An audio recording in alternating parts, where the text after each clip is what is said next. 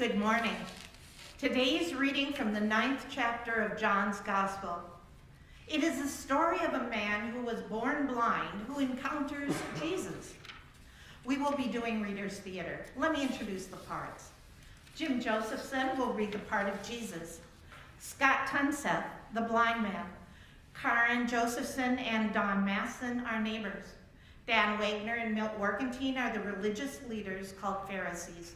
I am the narrator. We read from John 9, verses 1 to 17 and 35 to 41. As Jesus walked along, he saw a man blind from birth.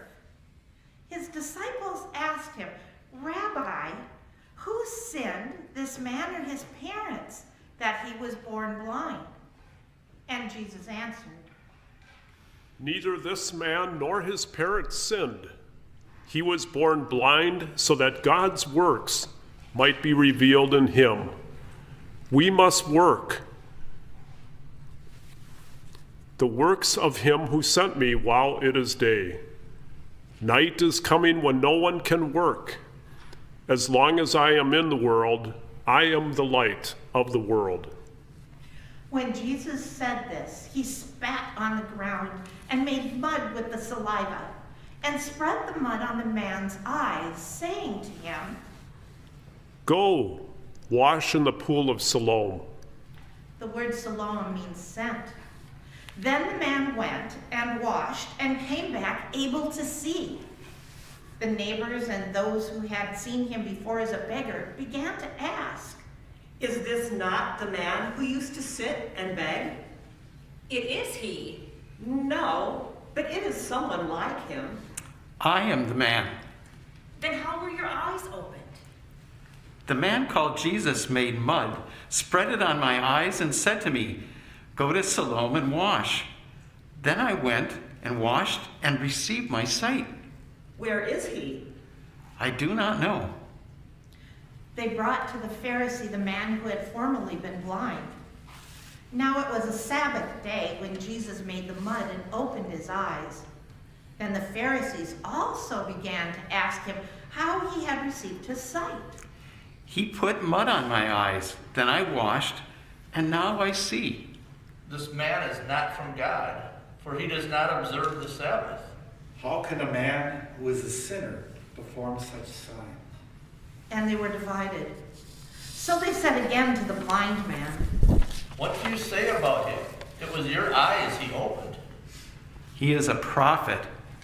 Later, Jesus heard that they had driven him out. And when he found them, he said, "Do you believe in the Son of Man?" And who is he, sir? Tell me so that I may believe in him. You have seen him, and the one speaking with you is he. Lord, I believe. and he worshiped him. I came into this world for judgment, so that those who do not see may see, and those who do see may become blind. Some of the Pharisees near him heard this and said to him, "Surely we are not blind, are we?" If you were blind, you would not have sinned. But now that you say, we see, your sin remains. The Gospel of the Lord. Thanks be to God.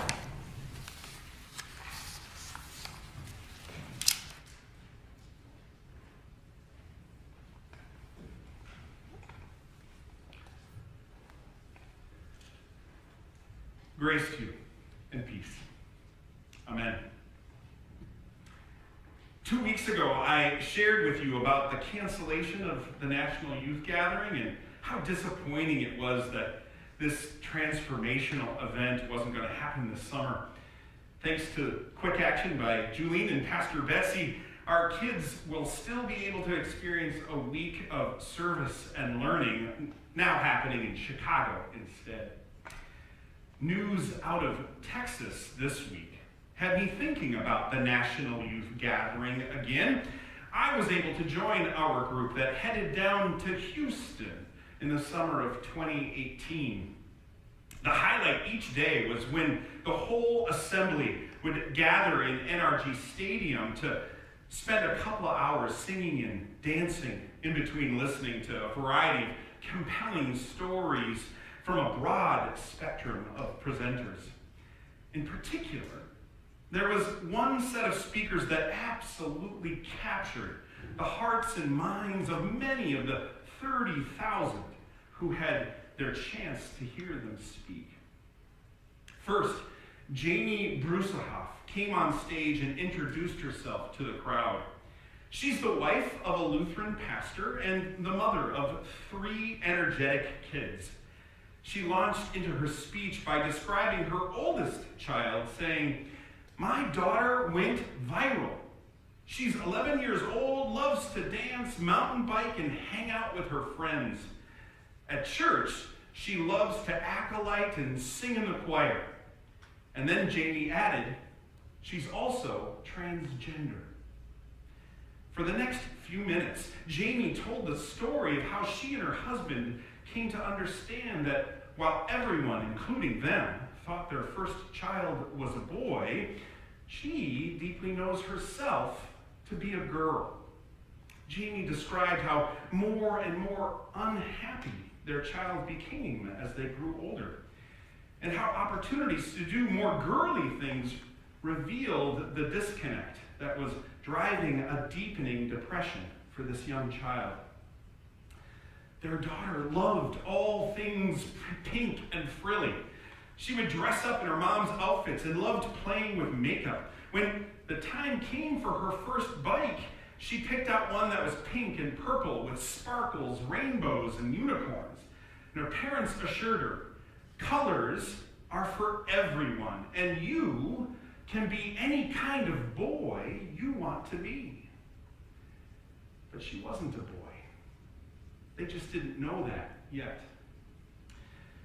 Earlier this week, the governor and attorney general of Texas announced a push to criminalize mothers and fathers like Jamie Brusahoff and her husband, and the doctors and therapists that help them in the process of allowing their daughter to transition her outward gender expression to conform with the identity she deeply understood about herself.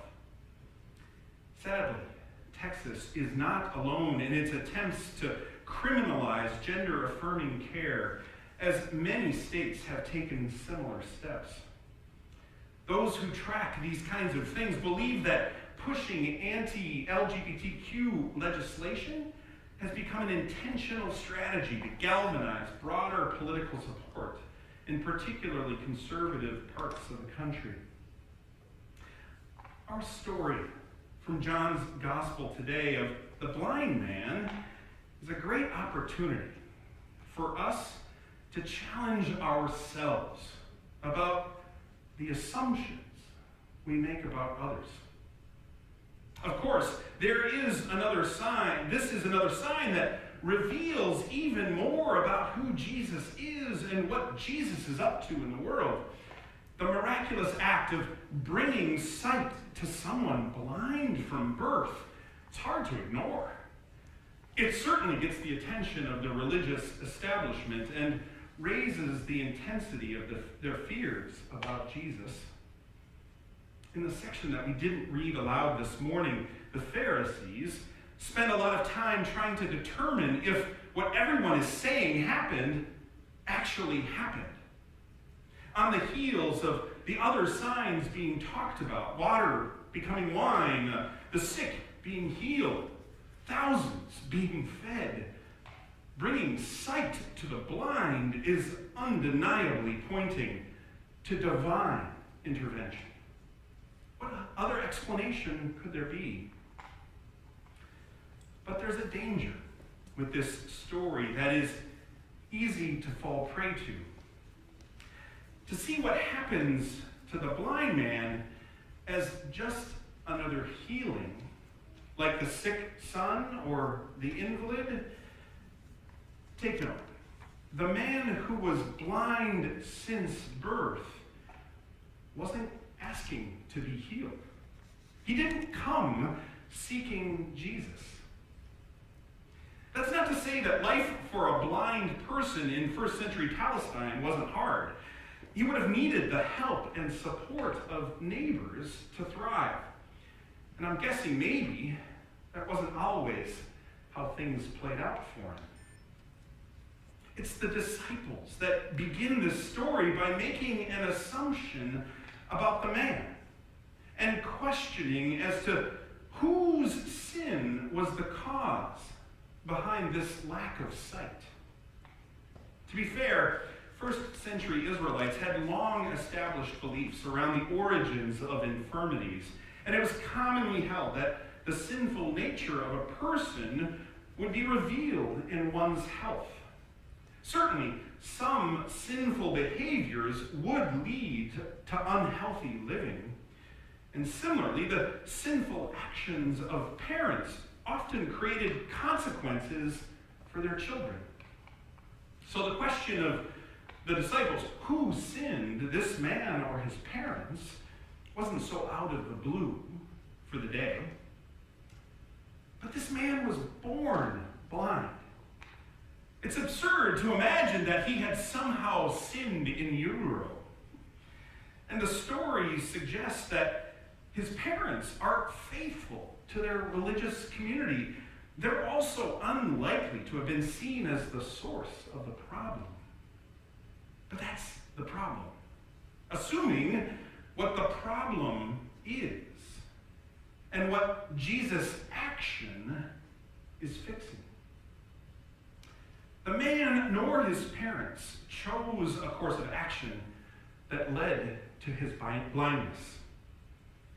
He was just born that way.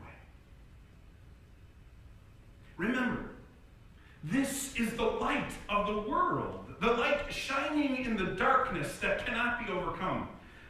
Jesus, bringing sight to the blind man, shines a light on someone who has been mislabeled and marginalized.